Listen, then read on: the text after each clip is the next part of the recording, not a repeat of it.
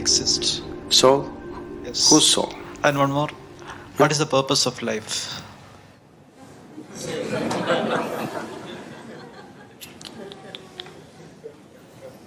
You're just asking very big questions without understanding the significance of the question.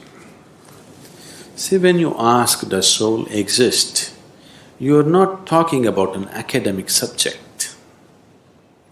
You're asking, what is the nature of who I am? Or you're saying, I don't know a damn thing about myself, please tell me. Yes? Isn't it? You're asking this very easily because you have not been touched by the pain of ignorance, the pain of not knowing who you are. It has not torn you apart. If it really touches you that you're just living here, doing all kinds of nonsense without knowing the ABC of who you are, it should be very painful, isn't it? That pain has not yet touched you. You're mouthing questions, it's not sunk deep enough. So every day you must remind yourself, at least spend 10 minutes in the morning, just see what an utter idiot you are.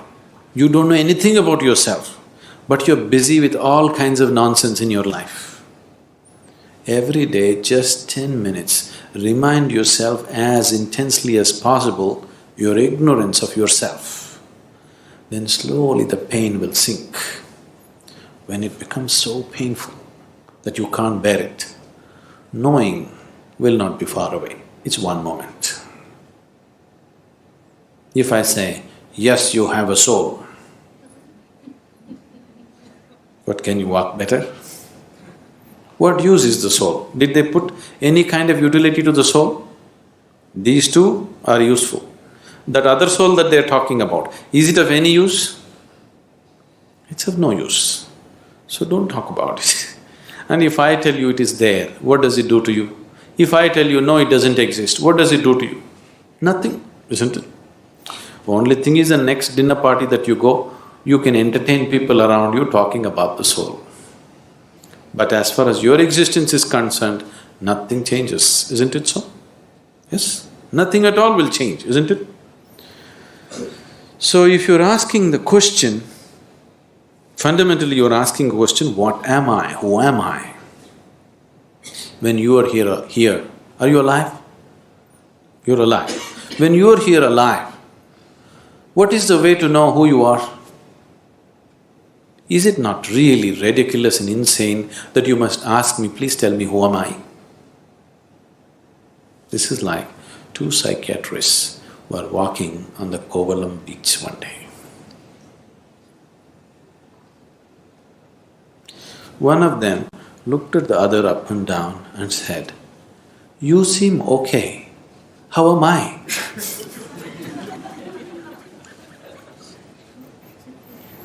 This is just like that, isn't it? You're sitting here, you're alive, you're existing, and you're asking me, who am I, what am I? Is it not ridiculous? Very ridiculous, isn't it? Only thing is, the majority is with you. That's the only comfort which has not allowed you to know the pain of ignorance. You have a huge majority of people around you who are all saying, yes, this is the way to be. Yes, that is the only thing which has given you some comfort.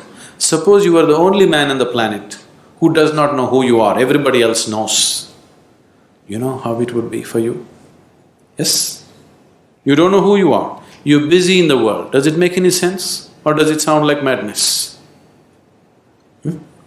Insanity, isn't it? But the comfort is, you're in a huge asylum where everybody's like you. So your problem is, your existence itself right now is only in comparison with something else. You have no existence of yourself, please see. Right now, if you don't have something that everybody has nose. Suppose you did not have a nose. Actually, you can breathe better, you know. If you take off your nose, you will get 22% extra oxygen. You will be more healthy, everything will be better. But you know how you will suffer? because everybody else has a nose? Yes or no? Or if you get something extra that other people don't have, you still suffer, isn't it? Suppose you grew one horn. You know how terrible it would be? But if everybody had a horn, then we would be polishing it and decorating around. Your very existence is in comparison. There is no existence of yourself. Everything is in comparison.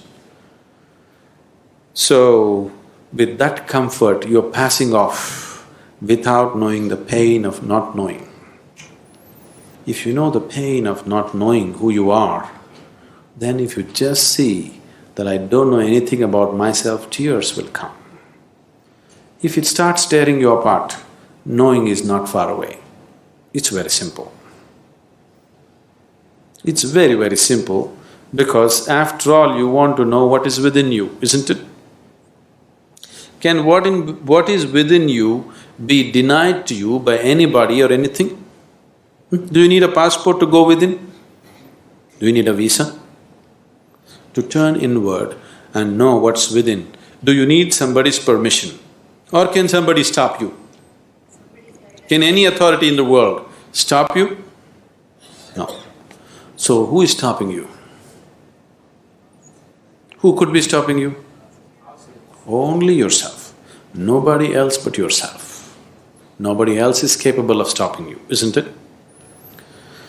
So why are you stopping yourself? Simply because you made your whole existence outside of yourself. Your very existence is only in comparison with somebody.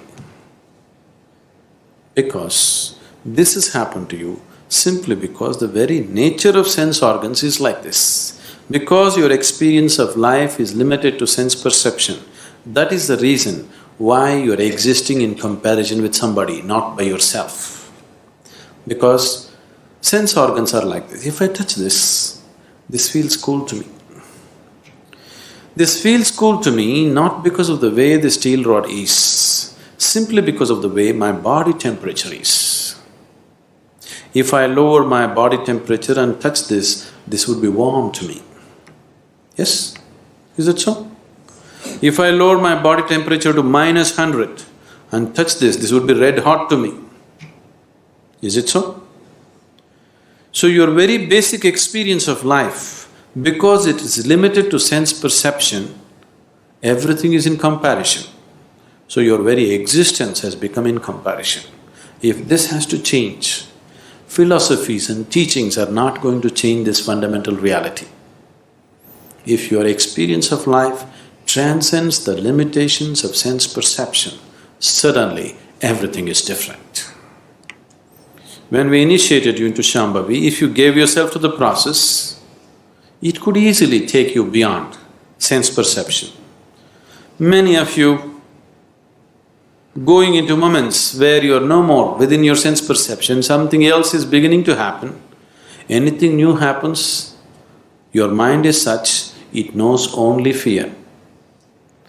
Even if you walk into heaven, you will know only fear because it's something that you do not know.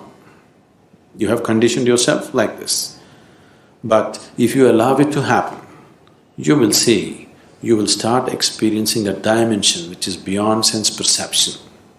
Only when your experience of life moves beyond sense perception, then your experience of life is absolute, not in comparison with something else. Then your experience of life has transcended the limitations of the physical. Then you have created an atmosphere to know who the hell you are. You better know who the hell you are. Otherwise, anything that you do is of no consequence.